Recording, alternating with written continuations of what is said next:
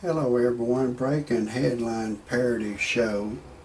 The dress code for the airlines is making my show today.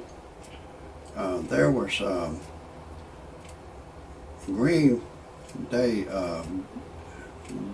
singer, Billy Joe Armstrong. He tweeted that a Southwest flight kicked him off the plane for dress code. I think he had. Excuse me. It's a real entertaining story. I'm Rodney Dangerfield's cousin. I'll let you know my show is great. So anything I do is the greatest entertainment you'll ever see in your life. But anyways, I got all the full details about this dress code for these airlines, and I'm fixing to unleash this to the world. But first, I want to tell you my disclaimer so I can continue to put on my shows. Some of the names have been changed to protect the innocent and the guilty, and some of the pictures have been changed to protect the innocent and the guilty. And everything in my parody report entertainment show is a parody. Don't take anything I say seriously. Don't take anything I say personal. Don't try anything I say at home. If you do, check with your attorney first, and then still don't do it. I am a professional. No amateur should ever try anything I say. If you disagree with my disclaimer, get your happy ass off my channel immediately. And everything in my parody show is science fiction. And like I said, if you disagree, get your happy ass off my channel immediately. I don't want you to hear a thing I gotta say. Let's get back to this this dress code. And there was a football player, Jason Marman. He was arrested. He was a football player for the University of Mexico, and he tried to board a plane in Francisco International Airport. They asked him to pull up his pants, and he clowned around, said, "Man, don't put your hands on me, don't put your hands on me." They locked his ass up, and you know, the Attorney General said, well, we're not going to prosecute him. They locked him up, but they should have, I think. But a lot of you idiots, y'all think you got your constitutional rights, a constitutional right to freedom of expression, freedom of speech, freedom to bear arms, freedom of religion.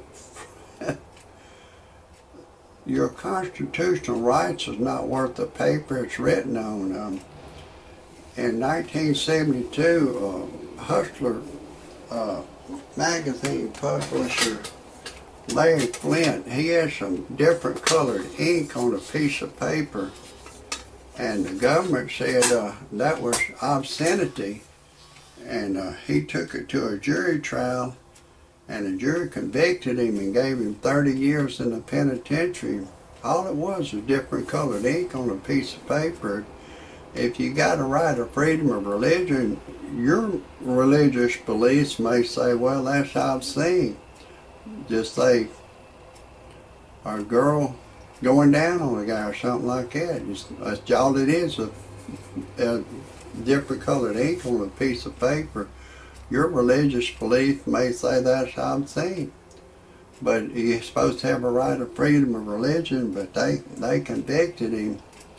But he had made a pretty good amount of money by then, and he appealed it all the way to the Supreme Court. The news said, Mr. Flint, did you get a fair trial? He said, no, I didn't get a fair trial. But and all that escapade, some nut shot him and paralyzed him. He's been paralyzed for a long time. He's still alive. It still seems like he's got pretty good sense, but they punished him. They punished him real bad. And then after that, he had some other problems with the law. And he went in there to court with a baby's diaper on one time, and the judge gave him, I think, 6 months in a penitentiary or jail or something. He cussed the judge and said, "Fuck you, you son of a bitch, fuck."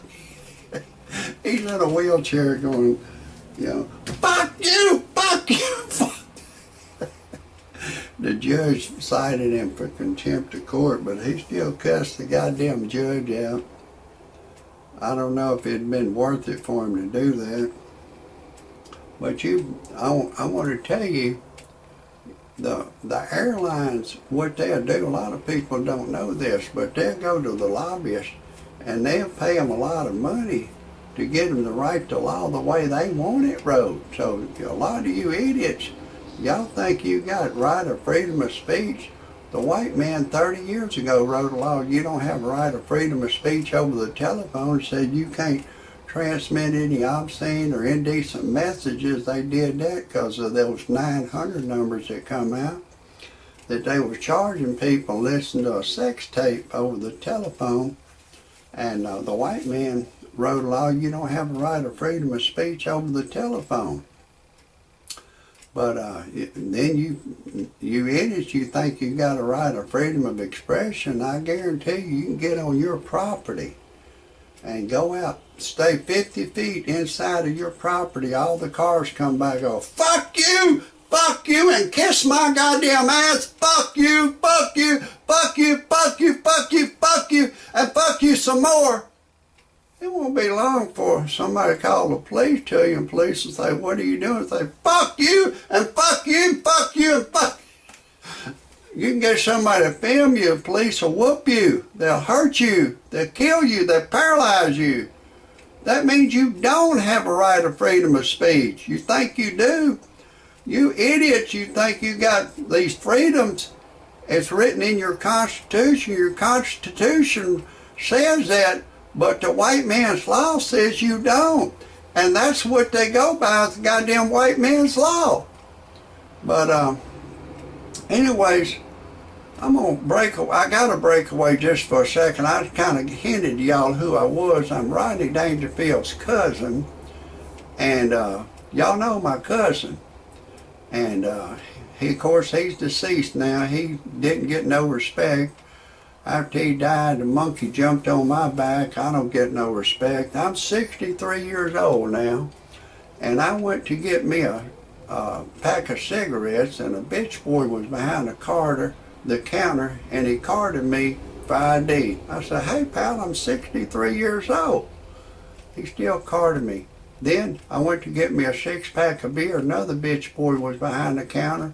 He carded me. I said, "Hey pal, I'm 63 years old." Then I went to a family restaurant that I go to. Another bitch boy was behind the counter, and he was charging me full price for my meal. I said, "Hey pal, I want my senior citizens discount." Bitch boy carded me. I took my wife to a dude ranch. She left me for a black dude. My wife turned gay on me. One day my wife and I was fixing to make love. She just laying on the bed in a stare. And I said, "You can't think anyone fantasized who you had sex with?" She said, "No." I said, "Fucking neither can I." So we got a divorce. People say, "Why would your wife leave you for a black dude?" I go, "Well, I guess she want to get back with her own color." But anyways, I had a lot of trouble with her. I went on the internet to freepornphonesex.com. It's a recording of a girl. She'll say, "Hey, lover boy, I'm having a party in my mouth. Would you like to come?" It got my ding-a-ling excited. I called live service. She said my voice is too ugly for her to talk to. Then I went to freebuyseltradeanything.com. I put a 55 Chevy on there. Once you put it on there one time, it'll keep reposting until you sell it. Then you take it off one swipe of the pen. Then after my wife and I got a divorce, I put an ad on freebuyseltradeanything.com in the personal section. I was looking for a young girl to go to church and pray with me. I found a 21-year-old white Caucasian girl. I've impregnated her. Everything's going great. If anybody has any criticism or comments about my show, I appreciate it if you're typing underneath my show. If you want to see any more of my shows, type in Rodney Dangerfield Cousin. Thank you.